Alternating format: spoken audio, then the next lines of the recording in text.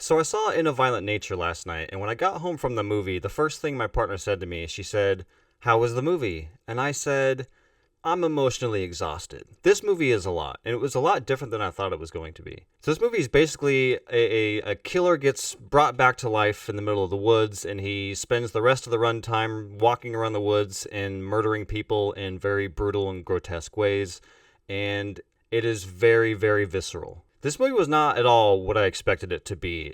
In terms of like its tone and atmosphere, this is not a commercial horror film. This is like the anti-commercial horror film. It's very art house. It's presented in 4:3 aspect ratio. It's very slow in its pacing. It holds on its shots. Some of its shots, you're just looking at logs in the woods or trees, and then someone will just walk through frame, and it holds for like 2 minutes. I would imagine that this is probably going to have like a D or an F in cinema score with a general audience, and I imagine that the Rotten Tomatoes audience score will be pretty damn low because this is like the best way I can describe this movie is that it's like if Gus Van Sant or even Terrence Malick actually maybe a better example, but it would be like if Terrence Malick made a horror film. That's kind of what this feels like. And you're either going to be on board with that or you're not. So the thing that I kept, trying to wrestle with when I got out of the movie is that, I saw this in a semi-packed theater and I felt like I had a different experience with this movie than the people around me. And so the problem I was having was that the movie's tone is presented in a very serious, artsy fartsy type of way. But every time there would be a kill on screen, not every time, but some of the kills on screen are very elaborate and ridiculous. And it got a lot of my people in the audience to laugh and giggle. And there was actually a lot of laughter and giggling throughout the entire movie. And I did not really perceive the movie that way. I kind of took it as very visceral and very disturbing. So it was this very odd experience where I was trying to meet this movie on its terms, and the people around me were treating it like they were watching like a cheesy B movie, Friday the 13th 4 type of experience. One of two things were probably happening. Either one, the people around me did not, understand the movie's tone and what it was going for, and I did. And so, they were interpreting the movie as like a fun B horror movie when really it's not. Or two, which is probably the most logical reason, is that I was trying to be protective of the movie's tone and atmosphere so that when a kill happened, I was treating it like it was, very serious and raw and visceral. But maybe I could have lightened up a little bit because the kills some of them are pretty ridiculous. And it's like my brain couldn't accept that this art housey, artsy fartsy movie couldn't have B movie ridiculous kill scenes. So I was treating them like they were still part of the same tone as the movie. But I think that's probably what was happening. This is probably a me problem, not necessarily the audience's problem. But I don't know. I just thought it was an interesting experience watching this movie around other people. And I'll be curious to see how, what the audience score is going to be like. Because like I said, this is very, very very Terrence Malick-y. There's like I would say that 60% of this movie is just us watching the killer walk through the woods. I'm not even joking. It's just the camera's in a medium shot and it's behind the killer and he's just walking through the woods. 60% of this movie is that. And they're long takes. It's not like you're watching him walk for like, 10 seconds then we cut away. No, he's walking for like on screen for maybe like 2 minutes and it happens over and over and over again. So I'm wondering how this is going to hit with a general audience. My my guess is that it's not going to land very well. Because again, this is not an A24, this is not tarot, this is very much a raw and visceral experience. That's what I would say. This is an experience movie. When I walked out of the theater, like I said, I was emotionally exhausted. Like you have to be ready for a movie like this. Now, when it comes to the kills, there are two things that I'm reflecting on. The first is that there is one kill in this movie that I think is the best kill I've ever seen in a horror film. And I know that's kind of hyperbolic, but, I grew up watching horror. I love horror. It's, you know, arguably my favorite genre. So I've seen some shit. And this specific kill was the most inventive, ridiculous, amazing kill I've ever seen on screen, which is kind of a weird thing to say, but I mean, it's a horror film. But it is, like, if you want to see the best kill in a horror film ever, then you need to go see this movie or watch this movie when it comes to Shudder eventually. It is that fucking good. Maybe it's not the best, like I said, that may be, hyperbolic praise.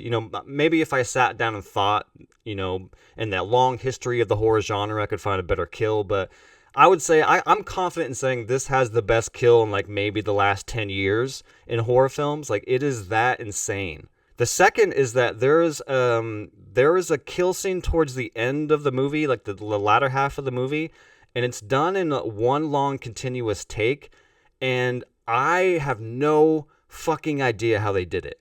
And when you're shooting something in a long continuous take, there's a lot of downtime on screen, right? Like the gore and the effects happen like at the end of the shot, but the shot's like 2 to 3 minutes long. So during this downtime, as I'm watching the scene, I'm trying to figure out how the hell they even did this. And I'm thinking, okay, this is how they would normally do it. They're going to cut here, but the camera never cuts. There's no edit. So I was like, how did they actually do this? And so that to me was very fascinating. It's actually I know I said that there's another kill that's the best kill in horror, but this one is probably the most effective. Like, when I reflect back on this movie, this one that happens later on in the film, which I won't spoil here, I won't spoil either of them, but the one that happens later on in the film, it's one long continuous shot, is the one that has affected me the most. Like when I'm reflecting back on this movie, that image keeps popping in my head, and it will probably continue to pop in my head for the foreseeable future. Like, it is that fucking insane. So my concern about this movie is that if you don't know what this movie shtick is, it's that the movie is basically like, if a writer-director said, hey, what if we made a Friday the 13th Jason Voorhees movie, but the perspective was from Jason and not the Camp Crystal people? The movie shtick is that the film's perspective is almost not the whole thing, but almost entirely from the perspective of the killer. So like I said, there's a lot of just walking around the woods and, finding weapons and just stalking its prey, but it's all from the perspective of the killer. And I was concerned that the movie shtick couldn't hold its clever idea for an entire runtime. But I would say I think that it mostly works. And I think it does work when we do cut away from the killer's perspective, because that does happen throughout the movie. So I was actually pretty surprised that this movie's, this movie shtick actually held for an hour and a half. The one thing that did bother me is the acting. It's hard for me to tell whether the acting was bad on purpose or if it was just bad acting, because it was pretty bad. But again, as I was watching it, I'm like, okay, are these performances, awful on purpose to like get you to hate them, or to just be like that goofy 80s over the top acting, or was it just these are bad actors? It's hard for me to tell, to be honest, but it did take me out of the movie a lot, because the performances are very, very goofy and they're not realistic. These are people that are trying to behave like, 16-year-olds, but they look like they're in their mid to late 20s. I don't know. It was very bizarre. So that is one thing that, like, every time we'd cut to the humans, it was kind of eye-rolly. Like, the dialogue was eye-rolly. The performances were just kind of over the top and really ridiculous. But I would say, yes, the kills are good. Yes, the art house 4x3 slow burn pace was good, in my opinion. But one of the things that I thought was super effective was that how the movie ends. Again, I'm not going to spoil anything here, but there is a sequence that happens between two characters, and it probably lasts, I would say, 7 to 10 minutes, and it's a conversation. And it was the most kind of intense conversation that I've seen in a horror film. Like, I was sitting forward in my seat. I was like, is something going to happen? Is this... who is this person? I don't know. There was a lot of questions that was just, I don't know. It kept me on the edge of my seat. And what they're discussing is kind of like the themes of the movie, which is that the way I perceived it was that, like, yes, there's a killer in the woods, but that's not really who we should be afraid of. We should be afraid of the woods themselves, because the woods themselves are violent in nature, whether it's running into a bear or animals or fucking plants that are poisonous or, whatever, tripping and falling and breaking your leg.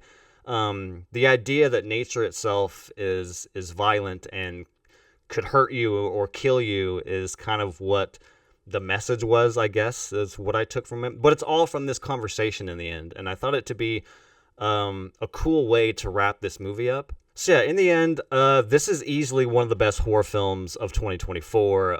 Like I said, it's very raw, it's very visceral.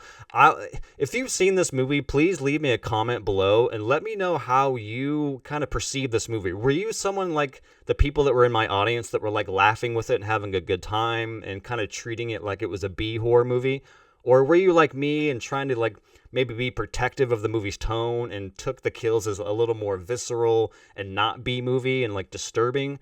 I'd be curious to see how you kind of took this movie in, because again, there was a disconnect between me and the audience. Me and the audience were having two different experiences. But yeah, great movie. It's a movie that really affected me. By the time I walked out of the theater, I kind of was like a zombie. I was just like, okay, I guess I'll just go on with my life now after I just watched that.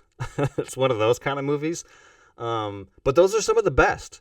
Those are some of the best. The ones that can affect you like that emotionally and drain you like that. Those are the best ones. And so for me, this is a big recommend. Like I said, please know that you're going into an art house film and not a commercial, Blumhouse type of horror film. This is a very slow paced. It's there. I don't know the best way I can. Again, it's a very Terrence Malick-y. If you know who that is, or if you don't know who that is, look it up. If you've heard of the movie like Tree of Life or The Thin Red Line, just it's very much in the vein of Terrence Malick films. So if that makes you interested, then I would definitely check this out. If you hate Terrence Malick, I don't know, maybe this movie wouldn't be for you. But again, if you're a horror fan, I think you should definitely watch this, because again, it has the best kill scene in probably the last 10 years, and it has another kill scene towards the end that will fucking scar you and also question how the hell they even did it. There's a lot of good stuff in here. I highly recommend this one. Please go check it out. I'm assuming it'll be on Shudder at some point, so maybe you can wait till it hits Shudder. Anyways, had a great time with this one. Emotionally draining, very raw, very visceral. Some great kills, awesome cinematography, a very unsettling tone. I cannot recommend this one enough. It is easily one of the best horror films of the year.